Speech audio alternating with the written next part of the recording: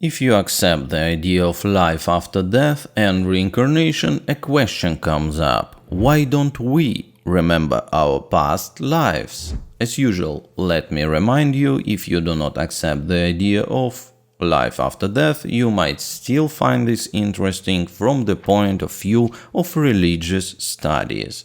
If you accept life after death but in a different way, that is completely fine, no problem. If you are agnostic, you can still consider this as one possible option. So, the answer to why we don't remember past lives is actually quite simple and easy to understand with examples. As often happens, the answer is hidden so close that we do not notice it. According to Buddhist cosmology, after death, we move from the physical body into an in-between state.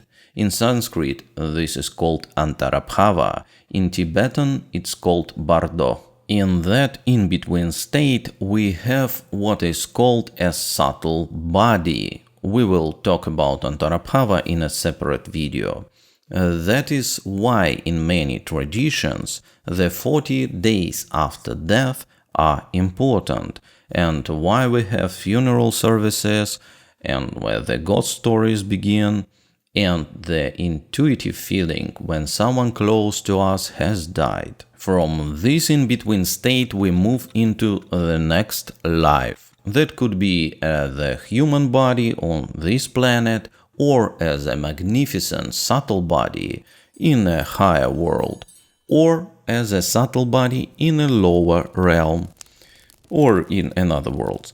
Buddhist cosmology is very vast and deep. Because of these transitions, our body and the outer layer of our mind change a lot. What's more, the world we end up in, especially if it's not the human world, can be very different from our previous one.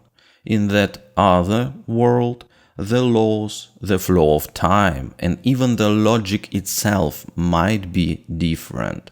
So it becomes very hard to remember an existence that is so unlike our current one. Here are simple examples to help you understand this and why it happens. Example 1. Waking up from a dream. When you wake up, the dream you just had, so vivid, where you were involved and invested, where important things were happening, suddenly starts to fade away.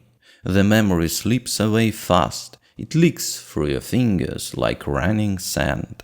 Try watching this process carefully sometime. It's a very specific feeling with a special flavor. It can be useful for many practices and lets us understand some features of our memory.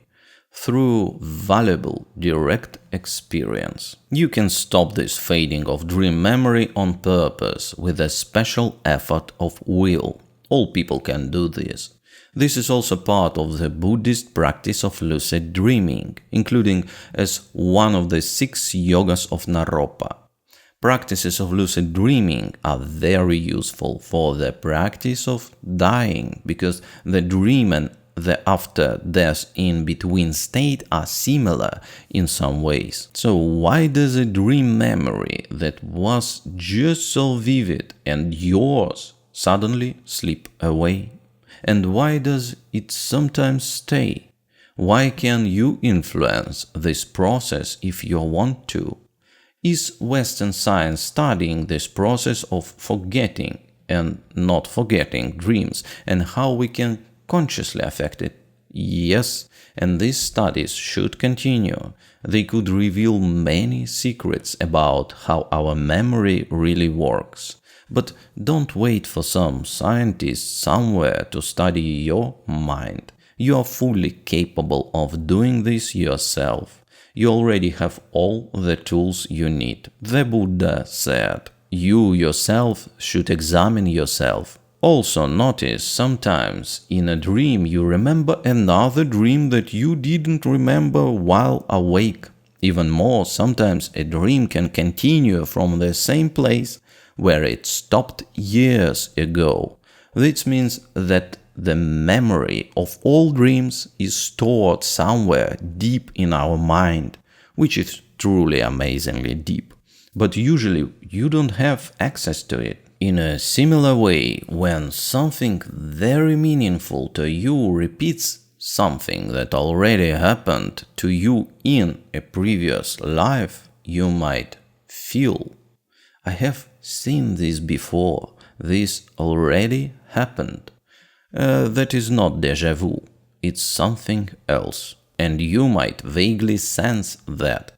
It was not years ago, but centuries. Like dream memories, memories of past lives slip away from us in a similar way, but much more strongly, because the shift between sleep and waking is smaller than the shift between bodies and worlds. Example 2. Childhood memories. Think about your childhood, age 4, 5, 8, 9, 10, 12. How much do you actually remember?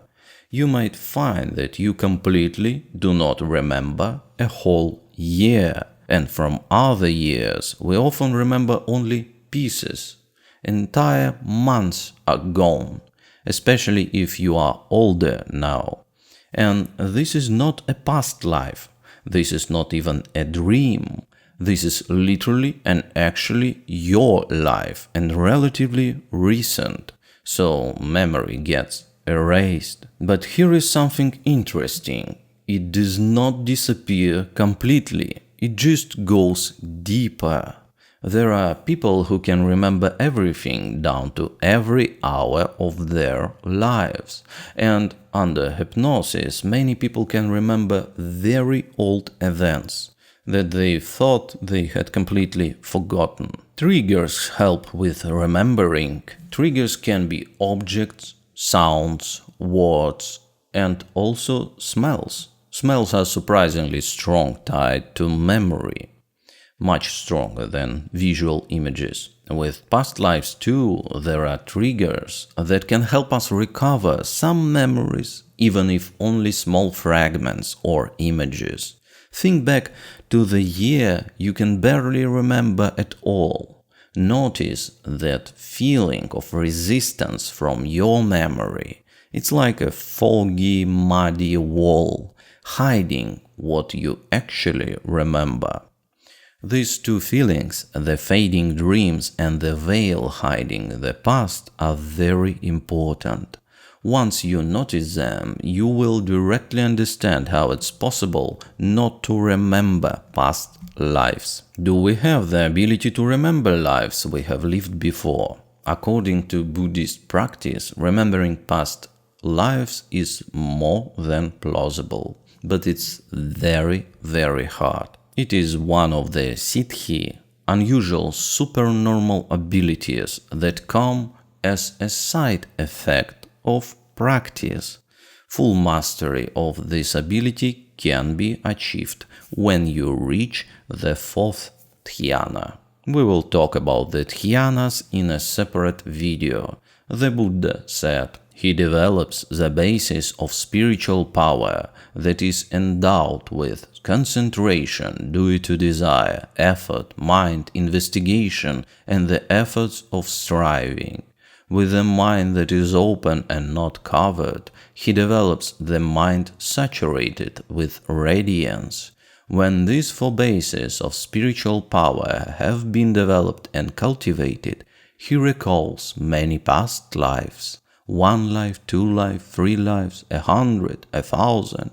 Many eons of world dissolution, many eons of world evolution. But fragments of memories can come to some practitioners earlier, depending on their personal qualities, or even by accident to people who do not practice at all. Adults often just push these feelings away as something strange. Children are more direct and often say what they feel, if they speak at all, and if they can recognize that this experience is somehow unusual. The memories are still with us. they are stored in the deep layers of the mind, deeper than detailed childhood memories, deeper than dream memories, deeper than the language we speak. But they are there. We just need a mind sufficiently trained in the skill of concentration to reach them. And although this is extremely hard, it's possible. Main methods: concentration, meditation is the most important. Sharpen your mind to the sharpness of a razor.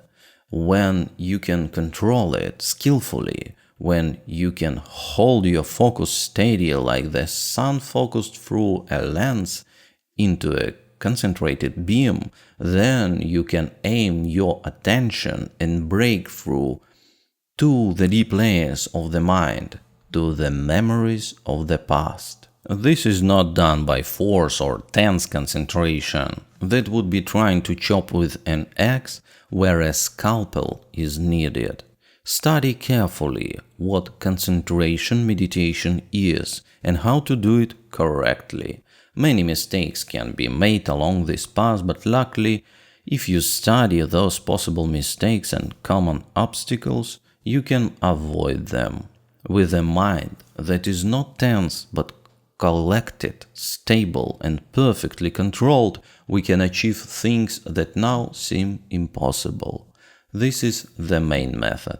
Additional methods include lucid dreaming practice, because it helps you keep access to memory when moving from one state to another. Mindfulness practice during our day, because it trains the mind to be aware, to stay informed, including about your own memory and the very subtle, hard to notice movements of the mind. The topic of remembering past lives is not easy, but a careful and steady person will understand it.